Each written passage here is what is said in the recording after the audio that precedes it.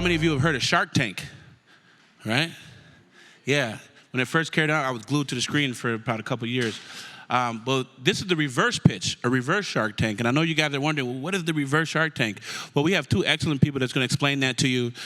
We have Tammy, who is the founder of the Plum Catalyst, as well as Neela, who's the executive director of Launch Minnesota. So give them your eyes, hearts, and ears, okay?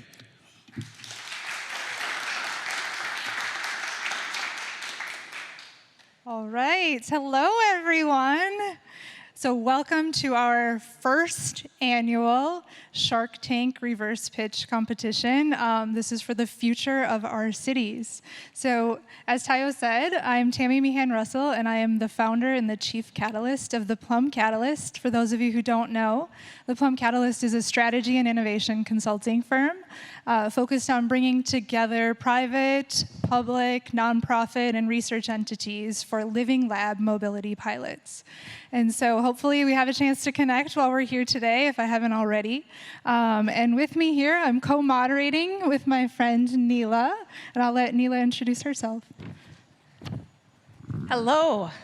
I need to carry the mask, don't I? Okay. How many of you are feeling the energy and excitement of Twin Cities Startup Week already? Woo! We're back in person and hybrid. We know that Twin Cities Startup Week 2021 will be inspiring, as well as the pitches that you will be hearing shortly. I'm Neela Mollgaard, as was introduced, Executive Director of Launch Minnesota. Launch Minnesota is empowering and elevating our Minnesota's innovation ecosystem. We connect, convene, and catalyze entrepreneurial efforts statewide. We are bringing together public and private partners from diverse sectors and industries together. We want Minnesota to be the best place to start and scale new ventures. We are providing access to capital, statewide connectivity, and expertise. Since our creation just under 2 years ago, we have awarded over $3 million to our startups, about over 104 unique startups, and about $1 million to entrepreneurial support orgs. Our startup community has used that momentum of funding and resources across the state to propel. They have hired people, they have raised more private funds, and our grantees said 100% have propelled their business forward. So that is exciting news and exciting metrics. I am honored today to be part of this really collaborative effort. I want to shout out to Kristen White in the back. She has spearheaded this event, and months ago, she reached out and said, I want to be part of Twin Cities Startup Week. And look at where we are today with this day and this track. So thank you to Kristen. Also to Cav Connected and Automated Vehicles Office, and of course my partner in crime today, Plum Catalyst, and Tammy. She's done a tremendous amount of work for preparing us today. We are all working together, leveraging our strengths of our organizations to help our startups and making it easier for all of you to connect with the latest technology and ability to meet Minnesota's innovators. So today's event, you'll hear from innovators that are creating bold new solutions to address how we live and we move into the future when our world is safer and faster, smarter, and more connected. All right, so yes, a few weeks ago, I think it was maybe just a couple weeks ago, we put out a call to Minnesota, and we said, okay, innovators, disruptors, entrepreneurs, we want you to help us create some solutions for the future of our cities, to make our cities better. So that's right, we call them reverse pitches. So these are the pitches that we said to our entrepreneurs, this is what we need help solving. And so in just a few minutes, we're gonna ask those reverse pitchers to come up front one by one and share with us so we're reminded what we were looking for in solutions. But before we do that, let's introduce our panel of judges. All right, maybe just stand and wave. Danielle Elkins, the mobility manager with the city of Minneapolis. That's not a stand, no. Everyone should see you. And then Ryan Broshar, partner of Matchstick Ventures, going on his third round. Huge news for Minnesota. And Diane Rucker, It's wonderful to be at UEL here today that she manages. Great to have you part of it. Thank you. All right, and next up we have a few of our judges who are not only judges, but they're also our reverse pitchers. So first up, I'm going to introduce them all one by one. And Tara, if you want to come up front here so people can see you while you do our first reverse pitch. So I will just introduce them real briefly as she's coming up. So first giving the reverse pitch for mobility is Tara Olds, Deputy Director of Minnesota's Department of Transportation, CAVX office. And so Tara. Thank you, Tammy, and thank you for having us here today. So with mobility, we know the future of mobility is about striving towards environmental friendly, integrated, automated, and personalized travel on demand. Our transportation system is evolving, and now more than ever is our chance to ensure that we're creating a transportation system of the future that addresses all mobility needs, as well as creates it in an equitable manner. We know there's opportunity to address transportation expense disparities, increase access to employment, healthcare, education, food, communities, as well as create more independence for people with regards to options with transportation. We also know there's a lot of opportunity to manage safety better. We have over nearly 400 fatalities on our roadways in Minnesota annually. Pedestrians and cyclists are seeing a disproportionate amount of those as well. Additionally, people of lower populations often are 4 times more likely to be involved in a fatal crash than someone of higher income. And I think we can do better. Today, we're excited to hear your ideas about how we can address those issues within mobility as well as transportation equity. And to do that, the Minnesota Department of Transportation has the Cav Challenge Program. The Cav Challenge Program allows proposers to propose innovative solutions that will help us solve Minnesota transportation challenges of today, as well as help us prepare more beneficially for the future. We allocate about $2.5 million annually for different projects that are proposed, and we look to try to advance national research through public and private partnerships, increase institutional knowledge, look at advancing scalable and replicable technologies that have direct benefit to the public. We also are really involved in education and outreach and engagement about connected and automated vehicles, as well as helping to apply research that advances safety, equity, access, public health, and sustainability through transportation. So today we look forward to hearing about a few concepts that hopefully we can move forward through the Minnesota Cav Challenge Program. Thank you.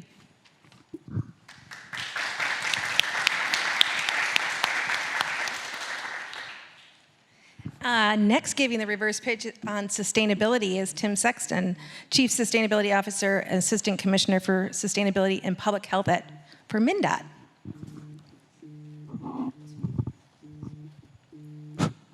Thanks, Neela. So Tim Sexton, Assistant Commissioner, Chief Sustainability Officer for the Department of Transportation. A little bit of background, because I think it's important. That's not a typical role in state DOTs. In fact, our structure is unique in the country. And when we talk about sustainability and public health, we're really looking at 5 things. The first, transportation is the #1 source of greenhouse gas or climate pollution in the country and in Minnesota. So we're working to reduce that, doing things like vehicle electrification, biofuels, changing the way we regulate vehicles and fuels and look at vehicle miles traveled. So how do we get around in a way that's accessible, affordable, and might not mean driving alone in a personal automobile? Number 2, we're looking at climate resilience. So making sure that our system, right, it can continue to perform and move people and goods safely and affordably and reliably in face of climate change. So we're already seeing flooding, drought, heat waves impacting our system. We had over 40 instances this spring of extreme heat buckling our pavements. So pavements were actually popping up and exploding due to extreme heat. The third is really public health. Looking at, much like Tara mentioned previously, in terms of who's impacted by vehicle crashes, but also making sure that people understand the connection between climate change and public health. Public health officials and doctors throughout the world recently clarified that climate change was the #1 public health emergency facing the globe today. Fourth, we're looking internally. And this gets to, I think, some of the work that we're hopefully to hear about today, but looking at how do we make sure that we're operating efficiently and leading by example. So this is making sure that our fleet is performing efficiently, our buildings, using water efficiently, recycling, all those kinds of things. And fifth is really about strategic partnerships. So how do we think differently about who we're partnering with, how we're partnering, so that it's not just working with other state agencies, but we're regularly communicating and coordinating with the private sector, with companies, hopefully with entrepreneurs like yourselves, but really thinking differently about the system. And that gets into the sort of the funding sort of pitch today, is that we have a program called the Clean Transportation Pilot Funding Program. Not super catchy, but I think it's kind of exciting in terms of what it does. The intention is really, we funded for 3 years at $2 million a year, a program that's meant to encourage new ideas in clean transportation, with the idea of providing capital funding support primarily to communities who are struggling with that initial investment. So for example, electric vehicles typically have a much lower total cost of ownership, but the capital investment up front is higher. So how do we think differently about, or how do we support communities who want to be part of this transition to a clean energy future, but lack that initial capital? So when we're thinking about that, we're thinking about technology, but we're also looking to learn about new business models to help support this sort of investment mismatch that we've seen happening throughout the state. So with that, look forward to hearing more about the opportunities and ideas today, and appreciate the opportunity to be here. Thanks.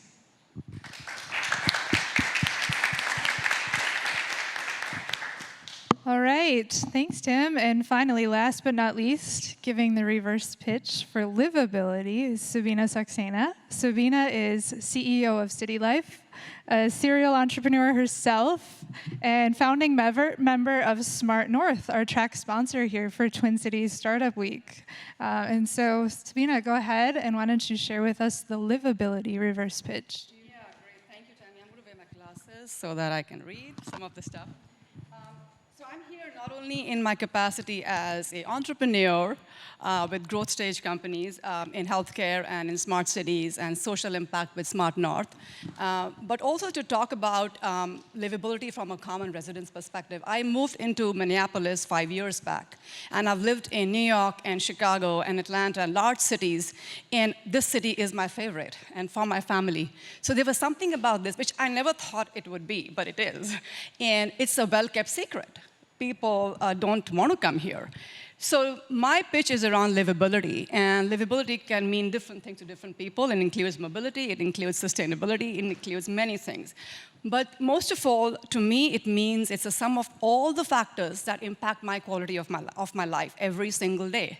So does it include the built and natural environments? Yes. Economic prosperity, health, safety, culture, entertainment, educational opportunity, wealth creation opportunities for people who live here and who are yet to come here. So that's really the definition of livability. But beyond that, what is a challenge that we gave our entrepreneurs? Because we believe that they will be a big piece of this puzzle going forward. And the question we posed to the entrepreneurs was, in a post-pandemic and George Floyd world, in Minnesota and in the Twin Cities, the world is watching us.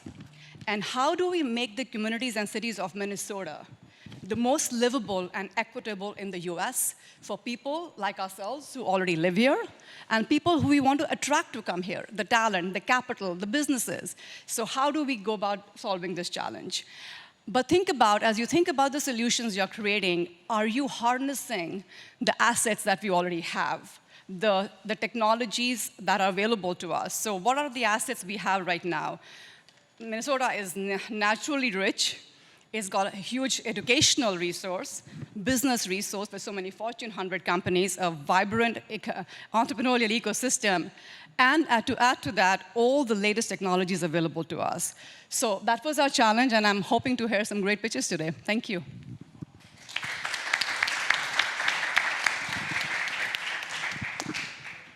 All right, well, thank you, Sabina and Tim and Tara, for those challenges. And now we are at the stage that we've all been waiting for, the pitches. So I'm just going to give you a little bit about the logistics of it. We have 6 presenters that have made it to today that are all going to be sharing their novel solutions to some of these challenges. Each presenter will have 2 minutes, and it's only 2 minutes for those of you out in the hallway listening. And Tammy and I will be pretty ruthless to make sure that 2 minutes is respected so we can stay on schedule. And then the judges, you'll have 5 minutes for Q&A, and you will also be timed. We have to be fair, right? So that's the format for today. All right, so before we just dive right into these awesome solutions, you might be asking yourself, what exactly are these presenters going to win? Why are they doing this? What's going to be the outcome? Well, let me tell you. It's not only a fantastic way to introduce them into this Minnesota ecosystem and get them right up in front of key stakeholders who have funding available, but we've also put together a few exciting things for them that they can win as a result of doing this. And so our judges will meet following this event, and they will, come up with some Judges' Choice Awards. And so those awards will allow for some recognition in state newsletters, like the Launch Minnesota newsletter, or the CavX newsletter, where we can highlight these solutions as really innovative things happening right here. Second, Smart North and the Plum Catalyst have offered up some complimentary consultations with these startups to help really give them some advice in getting off the ground. And of course, we can't forget that there are these amazing state programs. Tim mentioned one, Tara mentioned another. So recommendations of pushing forward in a stage 1 meeting with these innovative programs where there is actual funding available. So that is why they're here. So enough talking. I want to talk about our 6 amazing presenters that we will have coming up here, and they are all on deck, ready to go, and excited. So the presenters we will be hearing from, I'm just going to list them off for you so you know who's coming. We will have 6 presenters. First one is Joe Morris sharing IoT on a stick. The next one is Kai Saliqua sharing Weblin. The next one is Daryl Keaton, who actually is virtual, which he did submit a video, and unfortunately we can't bring him in live virtually, so we're just going to watch the video and we'll introduce him. Chris Ewell sharing Kinetic, Tyler Milligan sharing Milligan My City ID, and Marlena Love sharing Pipe Dream Academy. So a great diverse set of solutions. That's the order in which they will come. So first up, are we ready? Okay, are we ready to start timing? Yeah. Okay, we're gonna go through this like rapid fire, y'all. It's gonna be so fun. All right, so first up is Joe Morris sharing IoT on a stick.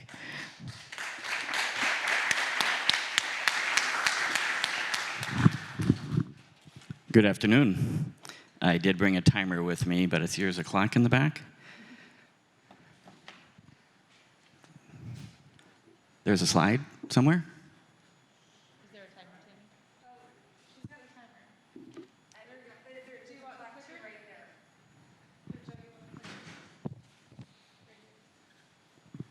Oh, there we go. Okay. Thank you. IoT on a stick. What we are is, you can see it right here. We have developed an edge enabled artificial intelligent box that actually gets mounted on a stick. It's portable, it's distributable, and it requires absolutely no infrastructure to be installed. No hardware Ethernet wiring, no power. It's all battery powered, solar charged. And the stick can be mounted and moved and redeployed and reassigned for any use case, and I'll talk about all the use cases. One of the advantages of having AI in the remote box is it can hear, it can see, it can listen, and it can talk without communicating to a back-end cloud server to make all those decisions and do those responses. So the response time is much faster than it would be connected to a cloud. Sticks can talk or do talk in a very highly secured manner to our dashboard in the cloud, and obviously secured to the user also. Sticks can talk to sticks to create a field of intelligent information and intelligent tracking. You have to help me on the time. I lost my track of time. So 30 seconds left. Sticks are agnostic, location, sensor agnostic. We can add any sensors you want, any type of cameras you want. We can have CO2 sensors. We can have traffic monitoring sensors, etc. For city planners, it's low risk. You don't need to figure out your complete infrastructure ahead of time. You can test it, move it, test it again, reconfigure it, all with the same set of devices. Many other use cases. Our first deployment is at a local regional airport for license plate recognition. This airport has an issue of kids getting on the runways at night and using it for drag racing, and the local sheriff's department, this one is being deployed. The team is very experienced, very knowledgeable in both technologies and businesses, and we can deploy it and you're only limited by your imagination. And so I'm going to bring the other two members of the team up for answers and discussions. Scott and Justin, who a lot of you may already know. Questions? All right. Now we have time for judges' questions. We have 5 minutes. Go ahead, Tara. Thank you, Joe. You mentioned the sticks can talk to other sticks. Can they talk to other infrastructure that we already have out on our roadways and in our communities? Yes, because we can program the stick to really communicate in any fashion. It's 4G LTE, so as long as we understand the protocols and what you're looking for, all of the information from the stick or sticks currently goes up to our cloud where all the information is retained, and from that point we can do any kind of communications you want, including SMS to your smartphones and things like that for notification purposes. My question for you is really twofold. First, wondering about connectivity and communication, because those of us who manage Wi-Fi networks always know that they go down frequently and they need to come back up. And parallel to that, how is the remote maintenance done for these, or how do you keep it? How do you keep everything running? Yeah. So the box itself, it's got dual 4G LTE communication capabilities. There's two 4G LTE modems in it for redundancy purposes. So we're all cellular communication, so you don't need any Wi-Fi or any infrastructure. But in addition, if you want to hardwire it, you can put hardwire Ethernet into it. We also can do Wi-Fi, and we can do BLE, Bluetooth Low Energy. So we can use any infrastructure you have. So if your Wi-Fi is intermittent, we use 4G LTE over hardwired. And your second question was? Maintenance, keeping it running. Yeah, so we maintain it remotely from the cloud. It's all software driven. We can put in new AI models remotely through the cloud, again, through secure communications, so it can't be hacked or anything like that. And so if you want to change your model, or we put a learning AI model inside of it, all that learnings go up to the cloud, we create a new model, and we download the new model right into the boxes. Hey guys, so my question is it better data coming from this, or is it better data collection? Like, what is more innovative about this than the status quo? Do it.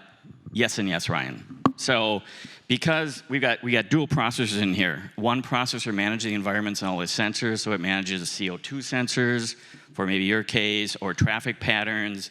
We can detect, trucks versus cars. We can detect, for the LPR we're doing at the airport, we're also doing make, model, and color of the automobile to go along with the license plate that goes with it. The big advantage is the AI is done here. It's not sent up to a cloud to make AI decisions to send the response back to the device. It's all done here. So in regards to deterrence, for example, we've done some work with MnDOT on deterrence for graffiti taggers. Right? So deterrence can be determined right on here, and the strobe can flash, the camera can activate, and we're working on other measures for deterrence also. But it all happens right here.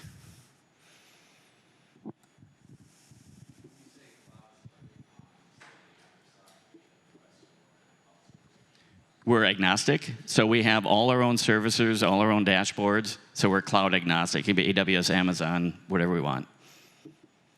One last question for you, Yeah. from me. At what stage are you in? Are you in an MV stage? Are you in a production stage? This box is being deployed in 2 weeks at the airport. And what's the business model behind this? This is the license plate recognition at the airport to deter kids from coming in and doing using the runways for drag racing. Also, we've talked with the local sheriff department, and they're very anxious because they've been unable to stop the kids. Very anxious to get the information that's going to come out of this. So they pay you. So it's a B2B, like to the government, the business model. This is B2B, yes. Okay, got it. Okay. Yeah. What do you see as the top 4 or 5 uses, markets, and benefits? Here's a lot of the uses. Again, license plate recognition, traffic monitoring, head count monitoring, helping smart cities manage their people traffic on, traffic lights and things like that for timing and automobile traffic. The other thing we're doing, we're working with a university out west on drone detection. They've been able to use radar for drone detection. They also believe they can use our imaging and use imaging for drone detection, which allows us to put out a non-invasive type drone detection capability. Currently, radars are invasive, and you need FCC approval and all of that, and you definitely don't want it at airports. With this video detection, we can actually put it at airports and detect drones.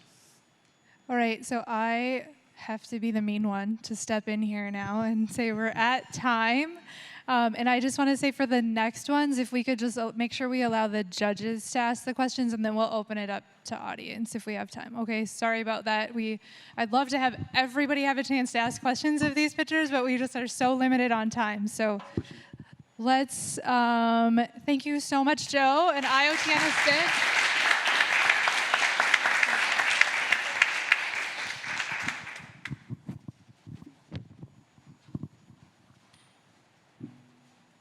Okie dokie. Let's move on to the next presenter, which our next presenter is Kai Siliqua, who is going to be sharing Weblin. And just 1 second while I tee up your slides here, Kai.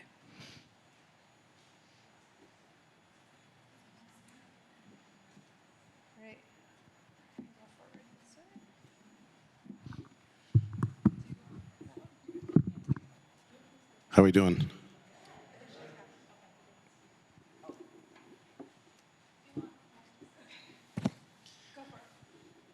All right, my name is Makai. I also go by Kai, co-founder, CEO of Weblin, enabling the purpose economy. And this is the long version of the deck, so you're going to see me scroll through this relatively quickly, but you should get the point. So our communities are broken.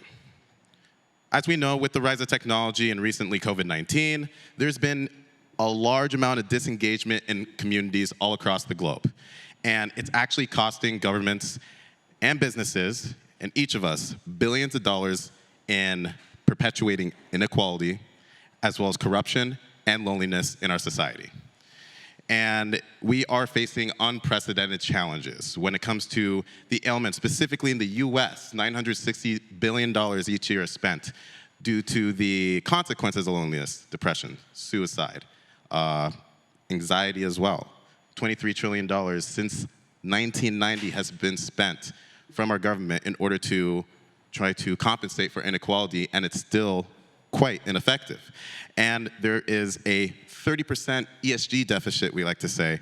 For every $1 trillion generated in GDP on average around the globe, there is $1.3 trillion in consequences ranging from environmentalism, corruption, and social inequality that we have to pay for. So we cannot solve complex solutions with we cannot solve complex societal challenges with linear solutions. And we need a platform that actually accelerates the purpose economy by empowering each of us to drive innovation in our communities.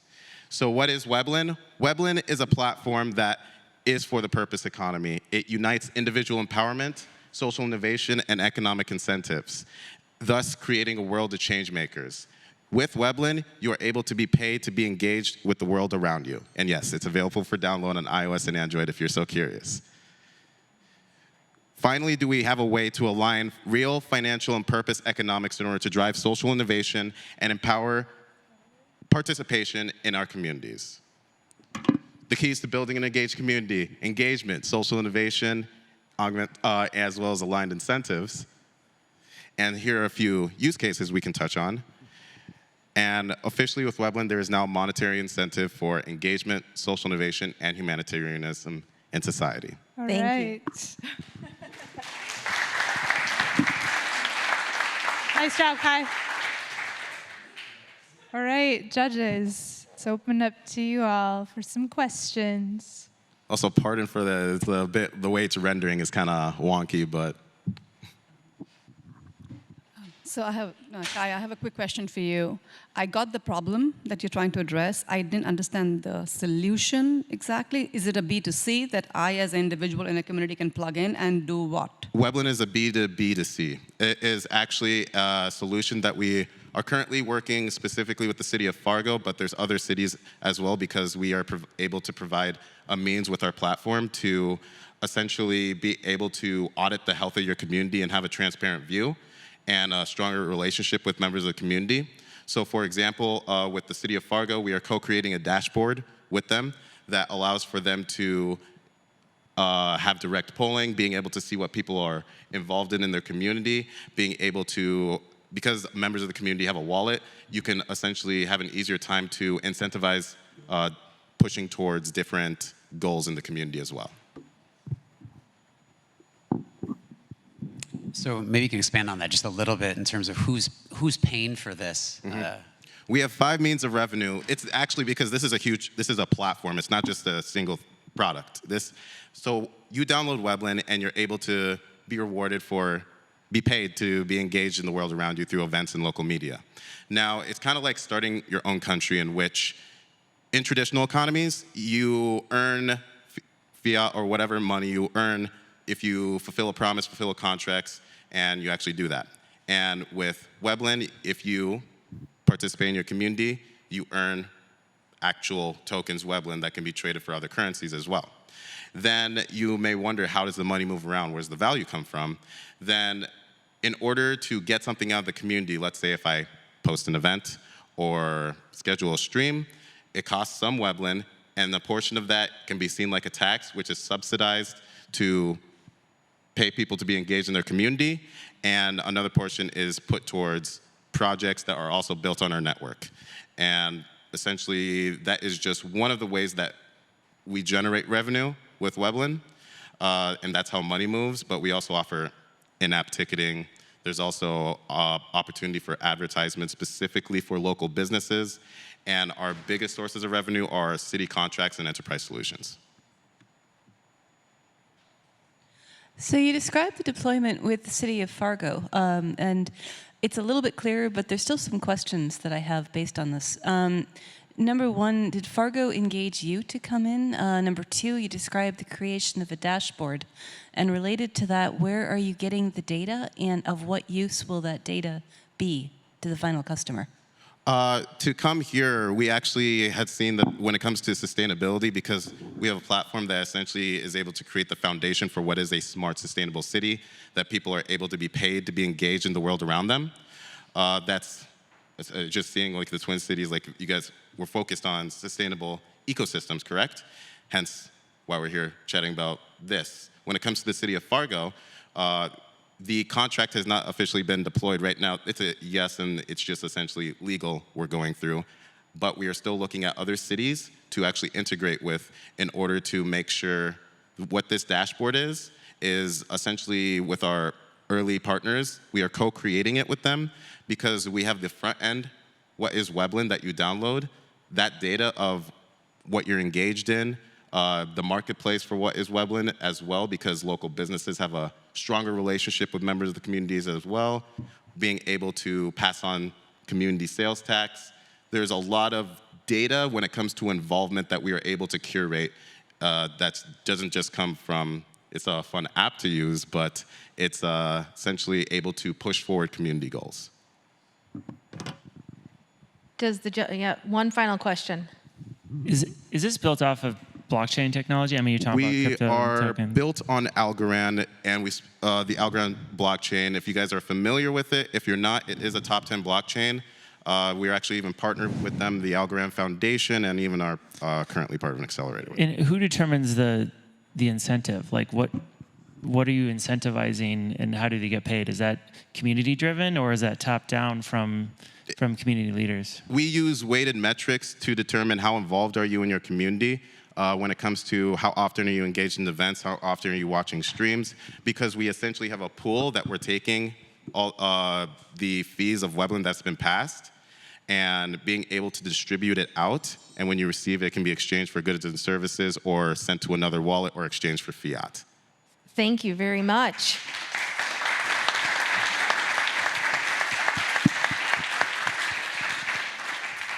Thank you, Kai. All right, so next up, I just want to double check with our production folks back here. We have Daryl Keaton, who's sharing Sensigrate. And are we able to get him virtually or no? Okay. All right, so unfortunately we can't live stream him in, so it looks like we are, because you can see that little picture of him up there in the corner. But he luckily sent in a video for us to watch. So are we ready to go on the video? Okay, let's roll with the video from Daryl. Hello, my name is Daryl Keaton, founder and president of Sensigrate. Sensigrate's Sense of Vision honors pedestrian movement to collect roadway safety data and improve autonomous transportation solutions. We have a well-qualified team of data scientists, computer vision engineers, and machine learning experts. Pedestrian fatalities account for 17% of all roadway fatalities. We sell our solution and data to autonomous vehicle simulation software companies and traffic engineers to help understand movements and paths of pedestrians at the intersection, beyond the intersection, and mid-block. We provide predictive analytics with safety recommendations. We also have an end-to-end solution with an easy setup and is low cost. In our technology sensor stack, we use multiple sensors of LiDAR, camera, and radar in a process called sensor fusion. This allows us to visualize in all weather conditions, extends our range of detection up to 200 meters, and provides nighttime vision. The data we collect includes near-miss collision and collision analysis, pedestrian tracking and movement to understand why incidents happen.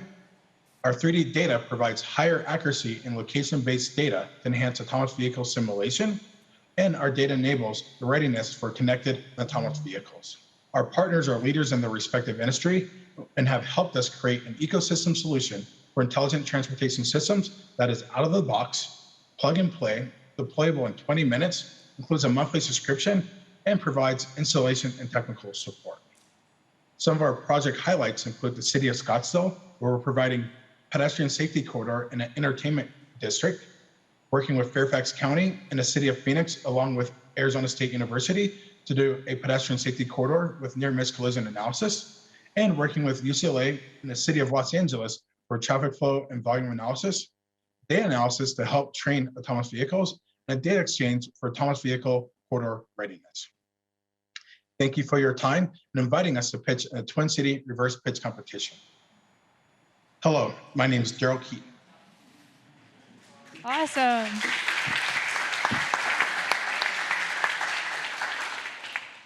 All right, we are going to see if Daryl still happens to be online because we can't live stream him in to see his face via Zoom, but let's see if he might be online and be available for questions. I know. Okay, so I guess he's just going to answer questions for our virtual audience. So our virtual audience hopefully will have some great questions that our judges can download afterward. All right, so thanks, Daryl. And let's move on to our next amazing presenter, who is Chris Ewell, sharing Kinetic. So come on up, Chris.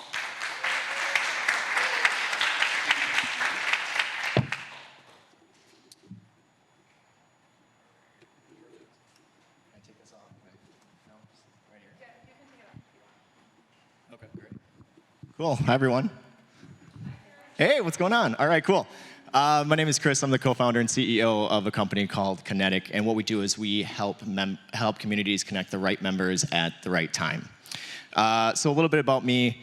I've studied social media practices and network effects. Right out of college, I used to partner with large CPG brands and professional sports teams building social media tools. And what we found out was that engagement meant how many vanity metrics could we increase, right? Number of likes, number of retweets, number of followers. And what we realized is we were connected, but we weren't really connecting. And there was more to be explored.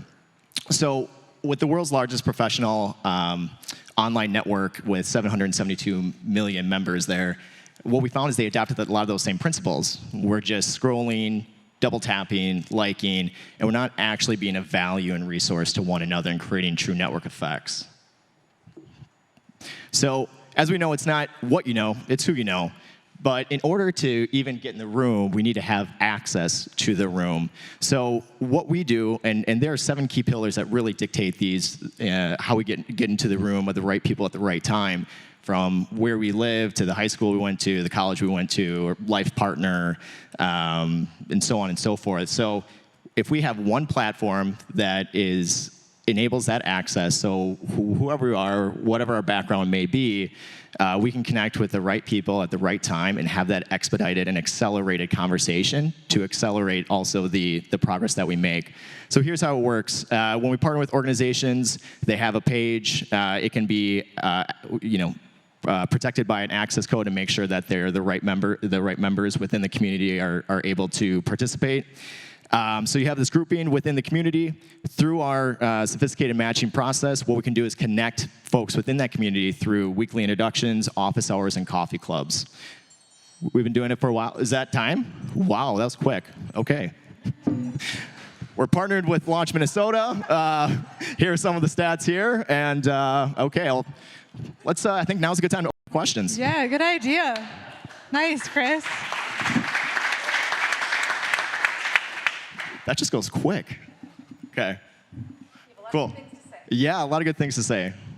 I'll lob you one. Tell us about the product. Hey, I was just getting to that, so that's perfect. Thanks, Ryan. So here's how it works. So you take this grouping of folks that are in the community, and then they set up what they're looking to learn and what they're looking to share. So what's great is it doesn't matter where you went to school. It doesn't matter where you live. It doesn't matter if you have any industry experience in that field that you're trying to get knowledge and information on. It's all based on those aspirations and where you're going. Once you set up your profile and you lay out what you're looking to learn, looking to share, then we set you up based on those weekly introductions, those office hours, and those coffee clubs on your availability. So what's great is that it is aligned with your time and your schedule. And oh, by the way, for the community leaders that we partner with, we can also give you full metrics and reporting on the quality of those conversations. Did they happen? Do they want more conversations? What were the key lessons taken away? What are the opportunities of improvement? So going to the product, it's primarily desktop right now, desktop enabled. We see about an 80-20 split from desktop to mobile. But so far it's creating your profile within the org page, getting connected in the community, and again, a great segue is we're seeing it today. We're partnering with Launch Minnesota through the Minnesota Exchange. I think in August, just as last month, we've been at it for 60 days with the Minnesota Exchange. 89% of the folks that participated last month rated their conversation a perfect 5 out of 5. 86% of the meetings actually took place, meaning that not only can we create and help facilitate, but people are going to show up because we have this double opt-in method.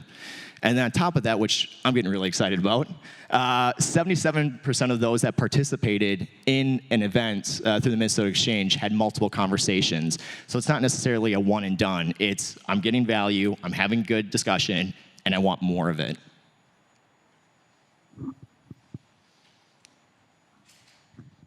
So who benefits most from the use of Kinetic? Is it someone who's new to the community, someone who already has a strong network and connections? And then how do you parlay that into making actual change, doing something different? Love it. Yeah. So I think all the above, actually, right? So we have some really good stories thus far of members that just moved to the Twin Cities. They didn't know how to get plugged in, and instead of going to a networking event all by themselves, they popped online and got plugged in and are now part of other organizations that are really aligned with their goals and their needs. I think another really good use case too was there was a founder that wanted to talk to a particular person that was on their radar for months. Didn't get a chance to, didn't build up the nerve to send out that email or make that call. They had a connection through Kinetic, or they had a call through Kinetic, and now he's actually sitting on his panel for Twin Cities Startup Week. So I think it's those where we have something to looking to learn and looking to share. There's this reciprocated complementary need there. And if you're to peel back the layers, 60% of the folks that are on the network today have more than 10 years of industry experience. So it's actually those that are well established in their profession that are looking to, again, stay plugged in, give back, but they just need an easy way to do that. And that's where we come in. So it sounds like there's quite a bit of curation on your end that needs to happen to facilitate these conversations. And I guess I wonder if you could describe a little bit about is this a pay to, is this offered a free service, or how does that work? Because it does sound like it's more labor intensive than, say, like a LinkedIn. Yeah, good question. So all the connections are made through basically our matching process. So weekly introductions, the double opt-in. So say you and I opt in for next Tuesday's set of introductions, goes through the Kinetic algorithm, and then it says, hey, you should meet with Chris, and then you set up a time through our in-platform scheduler. Our payment model is actually really beneficial and advantageous for the individual members. So you can think of our model as B2B2C, whereas we partner with the communities and the organizations to offer it to their members. So for the members on the tail line, it's free, and then we pay like a monthly subscription, if you will, to the community leaders. Hey. How do you ensure that people that maybe have been underrepresented or historically excluded from certain conversations maybe can rise to the top and make those connections happen more easily? Yeah, I think it's through our partnerships, right? I think we're just getting started. I think this is a really great starting point. I don't think it's necessarily the end all, but if you take a look within Launch Minnesota, right, there's 80 programs across the 6 districts. Also through our partnerships with underrepresented communities, right? Whether it's folks like Black Tech Talent, for instance, and to be able to offer this access and offer this as a resource to them in their community, as well as to the greater community at large. Perfect timing, Chris. Nice. Perfect, thank you.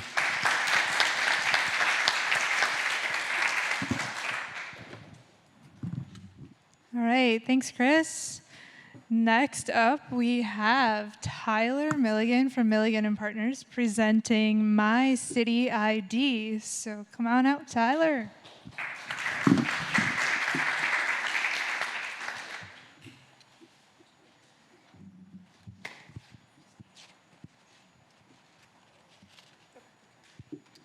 Hi, my name is Tyler Milligan, co-founder at Milligan Partners, here to introduce My City ID, a self-sovereign digital ID for Minnesotans. Applying for programs and benefits can be very time-consuming. Citizens need to go through multiple application processes, and often they don't understand which benefits they could be eligible for. That's where My City ID comes in. My City ID allows for a user's identity to be more readily portable across municipal programs. After filling out a simple form, you're issued a digital ID. Then a verifying agency goes through the information to make sure it's correct. After you're verified, you can apply and participate in municipal programs and services and receive benefits without having to re-verify the information, simplifying the process for everyone. Today, the data owner is the agency or the company. Tomorrow, the agency or the company will only hold what data has been provided to them with your permission and approved for a specific purpose and frequency. This also improves data privacy through minimizing what data is stored. We use blockchain technology to support our project.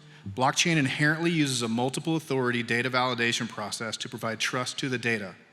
When a second, third, or 10th entity needs to access the user's digital identity, they can trust that the ID was properly created and verified the first time.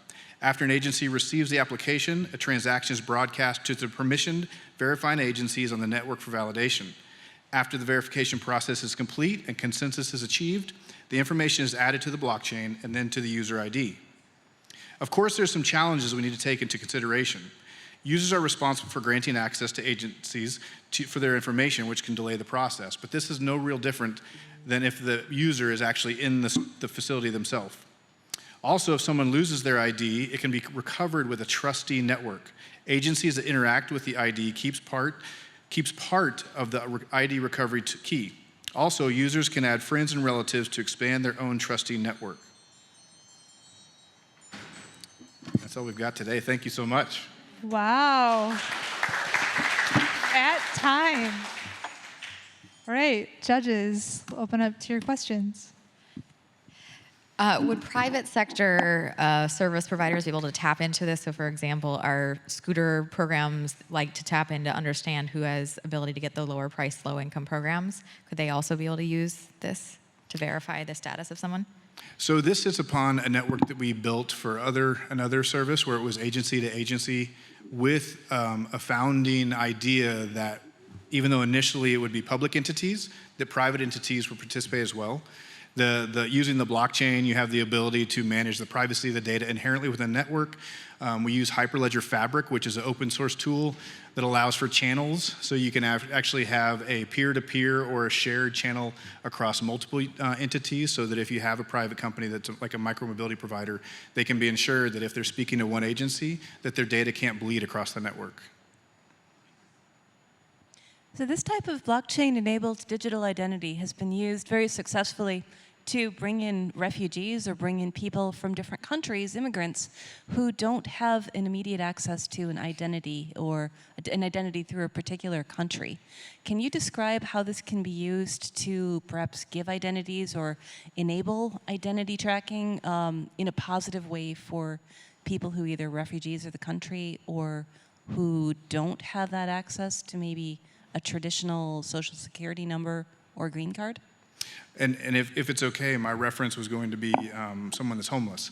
So in the circumstances where they don't have access to anything else that may identify them as a specific person that deserves certain services, any agency that participates can develop whatever business rules they need to ensure that that user can be identified. Because it's not so much about the information that's provided, it's about the fact that you can tie that information to that person and create that verification. So say that person, if they don't have a home and they register with your services, they leave and they come back, and maybe they have a mental health issue or they can't even remember the information they gave you in the first place. That's why I referenced our trustee network. The idea that there's pieces of, you take the ID and you break it up into pieces, and those are keys that can be built back together so that if they have persons that are trusted, so say they go to a mission or they some facility and they sleep on a regular basis, you can use their local resources to be part of that trustee network to piece back together.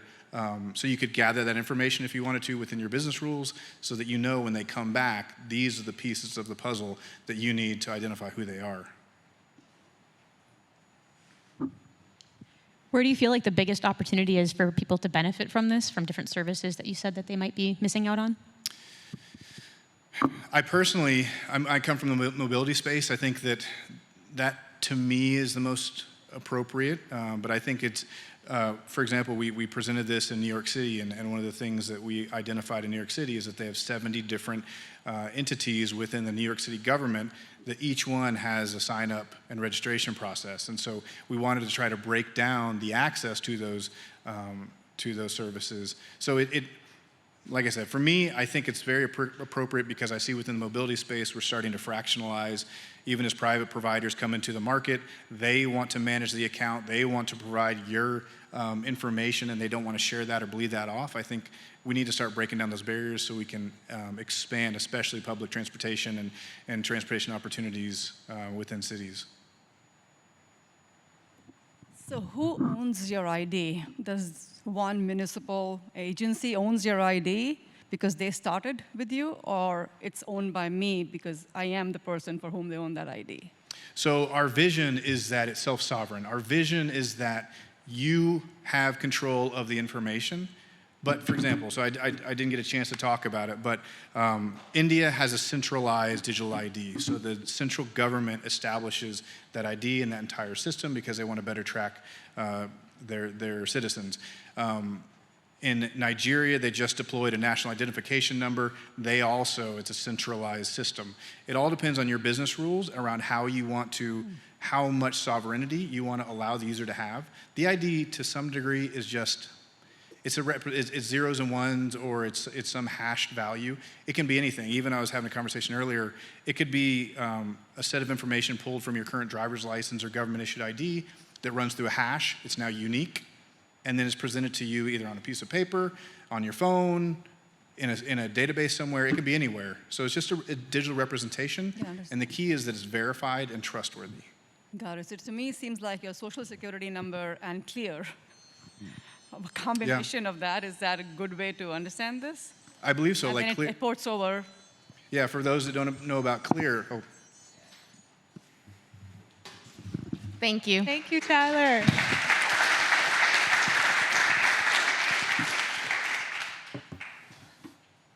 All right, and our final presenter is, are you ready, Marlena? Okay. Okay. All right. And we are doing really good for time. So I think that, yep. Are you ready? Okay. Is Marlena Love sharing Pipe Dream Academy. So Marlena, welcome to the stage.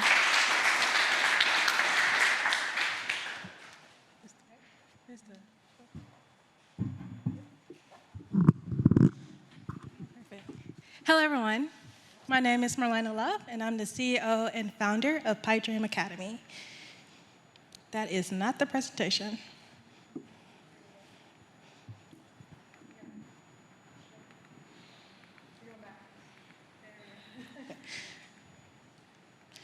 Okay, let's go with it. The traditional education system teaches that the only pathway to success is through a 4-year degree. Yet, on average, college graduates graduate with over $32,000 in debt. 41% of those college graduates are either unemployed, while another 41% are in jobs that leave them unfulfilled or unsatisfied.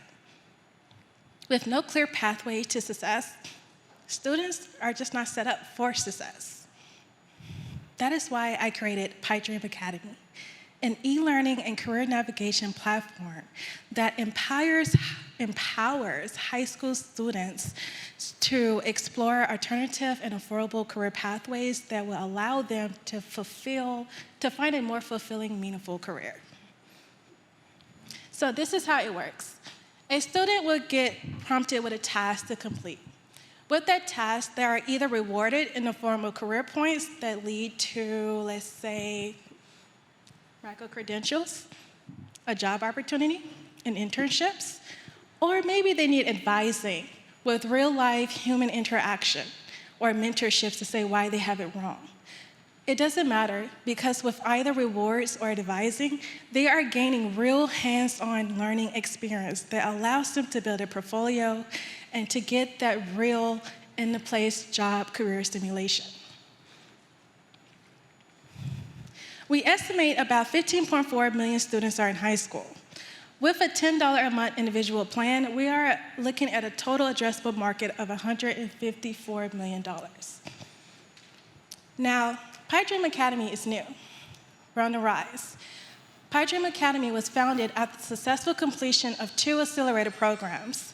And with that, we're building our MVP. That's all the time I have for today. I'll take any questions.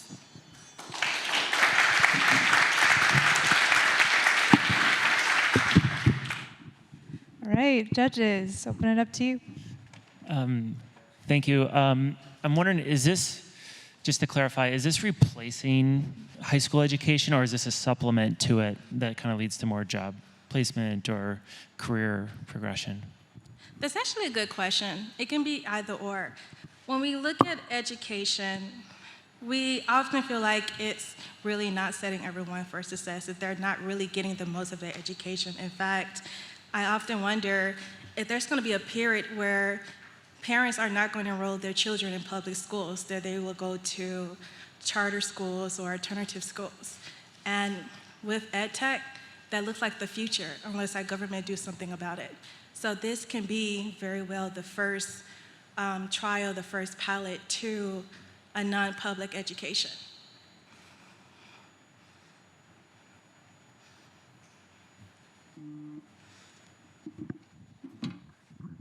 Hi, Marlena. So question for you is this a volition of the student or the family to opt into this program, or is it by the school? Who offers this? How do you access it? Absolutely. We are direct to customer, where we are, I will go back to the pricing model here. We want to give it an option for the students to have access to it directly if they're looking for that extra supplement to their education to prepare for their careers, and also for parents who's looking to really prepare their child for that post-secondary education. We do have schools like charter schools who are looking for that extra edge, that competition to say that after our high school that we have that pipeline for their children to graduate and start that secondary education, that secondary career for them.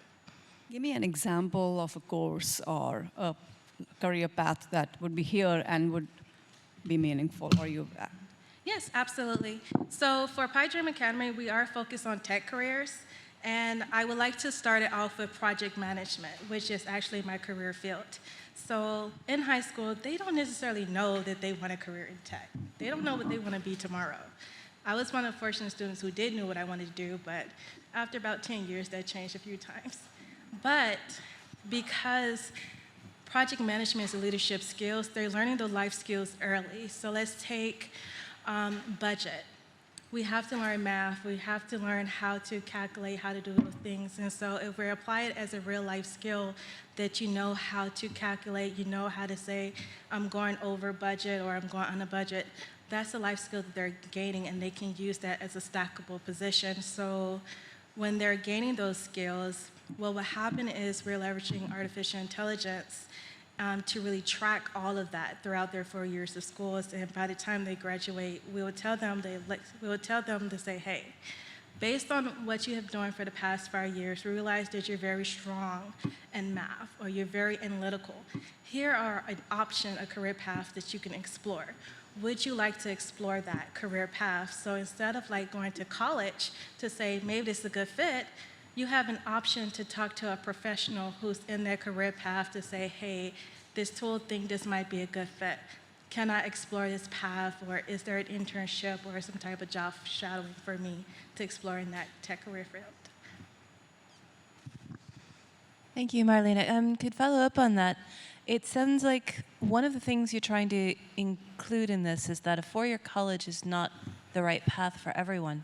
With that in mind, do you have any partnerships with training, vocational, or technical schools that can help provide some alternative paths, particularly equitable paths that can provide a pathway to a good career? Absolutely. I do think about having those partnerships, and there are in mind of what that would look like. I will say that the goal of Pi Dream Academy is to give them options. And using my own personal story, when I wanted to be an entertainer, and they said, well, that's not realistic, you can't do anything with that. Then I wanted to be an epidemiologist to find cure for diseases, but they're like, well, you have to go to school for the rest of your life. Then I wanted to be a businesswoman, and they said, well, you need to go to college and you need to have a corporate job, but I didn't know that I had a lot of options. So what we're wanting to give their child is to say, hey, it's 2020, 2021. You have so many pathways, you have so many options, and it doesn't have to be because your parents feel like this is the right path, because that's what they grew up and they know, or your teacher said, well, you have to go to college. Or in some cases, being from Memphis, we were told that a 2-year college degree wasn't as good as a 4-year degree, and personally, I want to challenge that with my student loan debt, that I wish I went to a 2-year degree, but it's to let them know that you have options, you have different choices you can make, but let's start with what you're passionate about. Let's explore that. Awesome. Okay, thank you, Marlena. Nice job.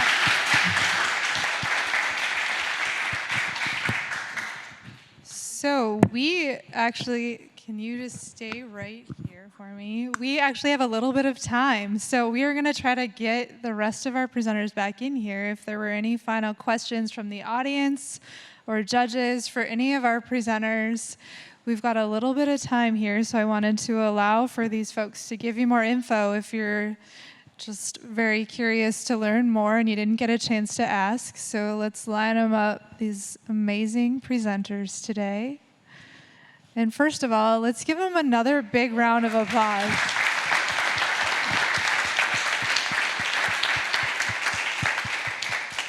This is not easy, you guys. If you have ever tried to do what is your blood, sweat, and tears passion, put it into a nice 2-minute presentation, this is not an easy task. So they all did absolutely fantastic. But I want to open it up. Let's first open it up to judges. Did you have any questions that you did not get a chance to ask these presenters? Go ahead, Danielle. I had one question for the first group. LPR is illegal in the state of Minnesota in the public right-of-way, so I'm curious of what the plans are to have a public implementation when we have such big barriers in legislation. We provide the equipment to make it happen.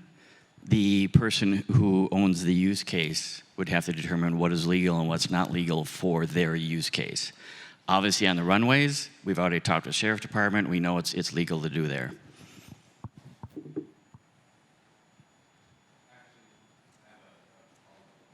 Yep. Does he have a mic? Okay, there you go. Yeah, I have a follow-up question for the first group. So I have worked with a lot of people who kind of pioneered the Sanford PACS facial recognition.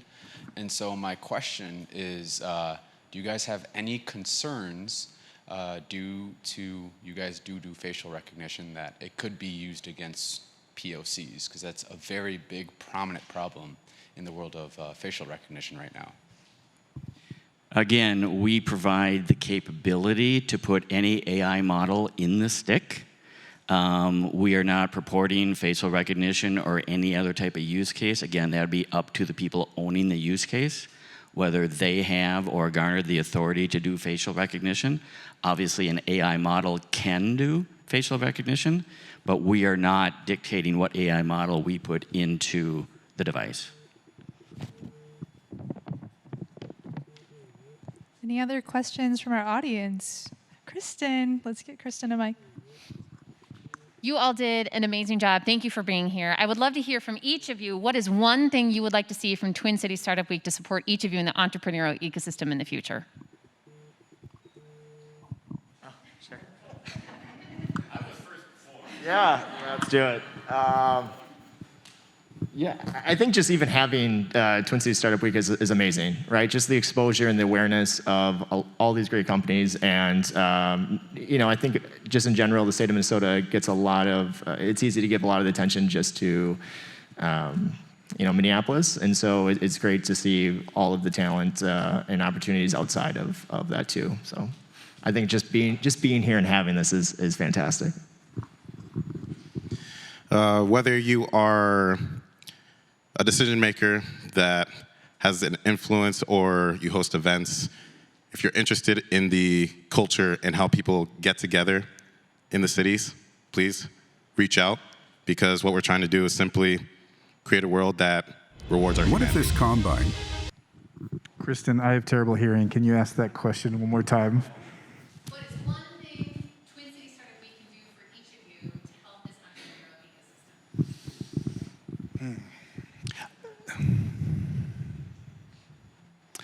I would say, to me,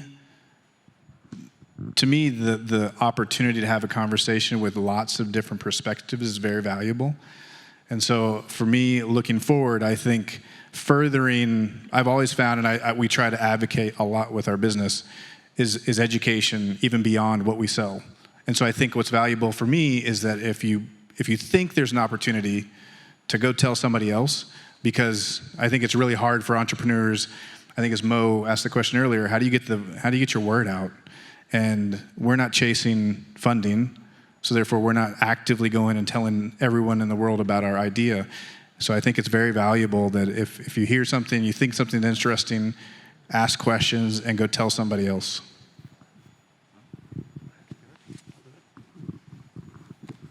One great opportunity, I think, is from being a guy who's worked in the home office, kind of toiling away at an idea. You start bringing people in and you get some validation, but you really don't know, right? So being able to bounce things off of people from so many different idea spaces and use cases is really valuable to an early company. And listening to the messages and the ideas and the feedback is probably the biggest benefit I see for this week, and I'm really excited about that piece of it. Yeah, I think the only thing that I would add is just let more and more people know about this event, right? I think I've talked to a lot of people within my organization where they still don't know what Twin Cities Startup Week is. And I'm like, this has been going for years and years, come on. So like I say, I just encourage everybody after this just to continue to get the message out, and we'll have even more people back next year. I definitely want to echo what everyone is saying.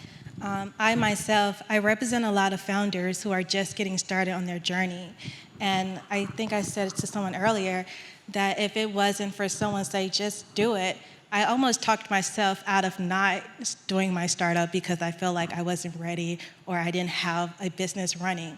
So I think just really having a Twin City Startup Week, having mentors, having resources to say, hey, let's see where you are, let's get you to that building and MVP phase, and here's the resources, the connections that are available to you, because I think if it wasn't from being involved in Blacks in Technology and someone reaching out, I would have never got plugged into the entrepreneurship community and realized that, oh, all these programs are available to help me get started.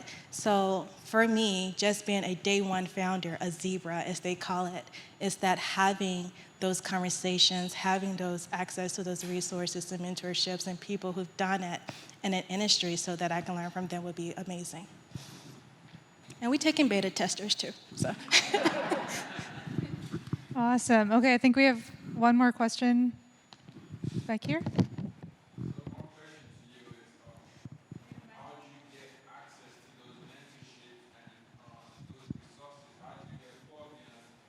How do you get plugged in as a founder? Absolutely. I can share my journey, because what's interesting, this time last year, I was literally on my couch just saying that I had a business even though I didn't. It really took me to say, you know what, 2021 was going to be my year, and I'm going to figure it out. And I just went online to say, who are having a conversation? What organizations are out there in my industry? How can I get plugged into it? And I start reaching out to people who was a part of that organization. For me, it was a woman who I met at a conference who was a part of Women in AI, who introduced me to say, be involved. That person involved in Women in AI said, I think you should do the accelerator. I told her no, but she said, yeah, do it.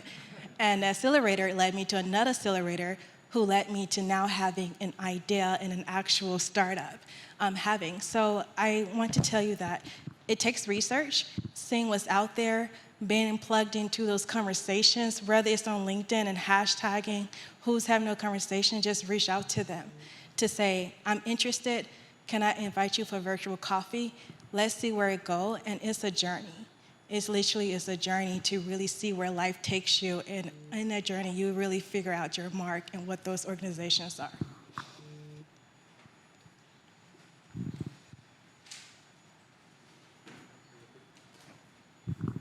My cousin, or excuse me, my business is actually built with my brother, and I don't think I was ready to take the step until he said, hey, what do you think about this?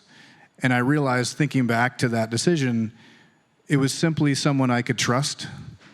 I'm not saying that you have to go into business with someone like family, because I know family is challenging, but I think the key that I've learned over the years is that he's someone that I can talk to or we can bounce ideas off of. So I would suggest finding someone that you trust, that you can talk to, because it's not always easy. It's sometimes very depressing. But I think that for me was the stepping stone to begin. So to me, I think that's the only thing I can really say for you. So the question is, how do you get plugged in to your community, right? The short answer would be to just do it, because when it comes to especially how technology is moving right now, a lot of cities and communities all across the globe are looking for solutions to all sorts of problems that have started to become starkly clear. And if you have an idea, don't just sit there and have it bounce in your head or bounce in the walls of your own home. Start talking about it. And when it comes to asking for help, because, you know, none of us really know anything, so we have to ask other people who know things in order to be able to do more. So that's pretty much just it. Yeah, I think that question, in a lot of ways, you just validated why we built Kinetic, right? If I want to get plugged into the scene, what do I do? And this is a place to start, where regardless of who you know or what you're doing or what your background is, you can put in what you're looking to learn, what information that you may have or experiences you may have that you're willing to share with those within the community, and that way have actual conversation, not scrolling on feeds and double tapping and commenting, but actually having conversations with decision makers and key industry leaders to advance and progress. And then last comment, and we're going to switch it over to close this event out. So you go ahead. Yep. Explain your journey. Go for it. My journey? Yeah. As an entrepreneur? Yeah, and how do you get plugged in? Yeah. Well, I was going to do a shameless plug because we have a event coming up. Actually, at this next one is going to be an entrepreneurs roundtable down the way. So get a chance to hear some of the stories. But personally, yeah. I mean, how do I get plugged in? I think in a lot of ways, I've actually tried to just build a community around it. I've found that as I've found interest and things that I want to do, there's many other people around me that want to do those as well. And so with sites like Meetup, sites like LinkedIn, you can start, hosting events. And back in the day, before everything went COVID, we would actually host events in this space, right? Diane helped us out. So I've been a part of communities with regards to sort of raising my hand and saying, who wants to work on this with me? And you'd be surprised to find people down the street, across the city, that actually want to help you out as well. And so I think a lot of it is just getting out of your shell and asking for help and being passionate about what you want to do. And you'll find others are just as passionate as you. Excellent. Thank you. So yeah, that was a really good shameless plug. If you want to hear more about how to get tapped in and what it's like to go into this entrepreneurial world, the next session, I believe, is the Entrepreneurial Roundtable, which is down the hall in the other room. I would definitely recommend sitting in on that. We've got a few of these folks in that, as well as a couple others that are going to sit in on that roundtable discussion. So, how fun was this? Thank you to our presenters. I'm going to let you all go off the stage, take a deep breath.